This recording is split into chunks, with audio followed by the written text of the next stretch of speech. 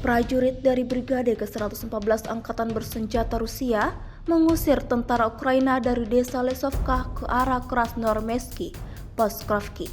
Rekamannya ramai beredar di media sosial Telegram pada Kamis 12 September 2024. Brigade yang sudah lama melegenda ini menerobos menuju Krasnoarmeysk, Pokrov guna memutus total logistik militer Ukraina ke arah Donetsk.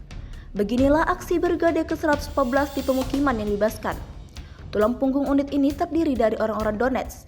Spanduk kemenangan Brigade ke-114 di Lesovka ke arah Krasnoarmeysk diperlihatkan dalam video ini.